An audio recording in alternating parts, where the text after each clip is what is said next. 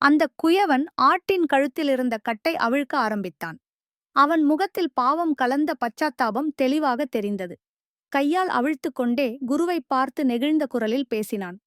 மன்னிக்கணும் சாமி, எனக்குத் தெரியாம செய்த பிழைதான் இது. நான் என்ன செய்து கொண்டிருந்தேன் என்பதை இப்போதுதான் புரிகிறது.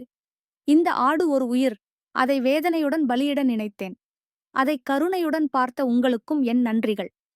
குரு மெதுவாக நுனிப்புணலாய் சிரித்தார். அது போதுமப்பா.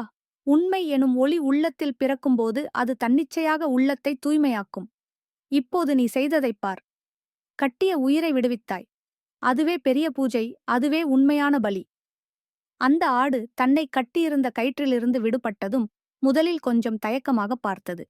பிறகு ஒரு நிமிடம் குயவனை கூர்ந்து பார்த்து மெதுவாக அருகே வந்தது.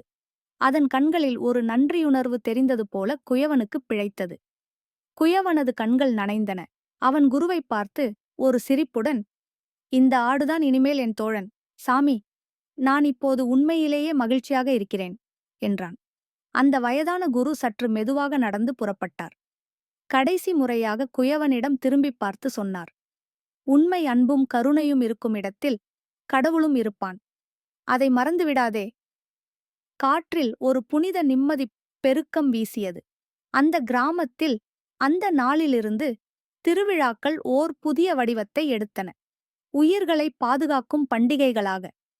அந்த குயவன் செய்த மாற்றம், ஒருவரது உள்ளத்தின் மாற்றம் எவ்வளவு ஆழமானதெனும் உண்மையைச் சுட்டிக்காட்டியது. ஆடு இறந்து போக வேண்டிய ஒரு உயிராக அல்ல, அது இப்போது அவனது தோழனாக மாறியது.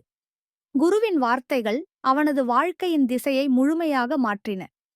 அந்த குரு அமைதியான புன்னகையுடன் தூரம் சென்றபின் அந்த கிராமத்தில் ஒரு புதிய யுகம் ஆரம்பமானது. இனி எந்த திருவிழாவிலும் பலியிடுதல் இல்லாமல் உயிர்களைக் காப்பதையே மக்கள் கொண்டாடத் தொடங்கினர். குழந்தைகள் மகிழ்ந்தனர். பெரியவர்கள் சாந்தியுடன் தெய்வங்களை வழிபட்டனர். ஆடுகளும் மாடுகளும் கோலமிட்டு கட்டப்பட்ட மணிப்பூச்சுகளுடன் நடமாடின. அந்த குயவன் தனது புதிய தோழனான ஆட்டுடன் மகிழ்ச்சியாக வாழத் தொடங்கினார்.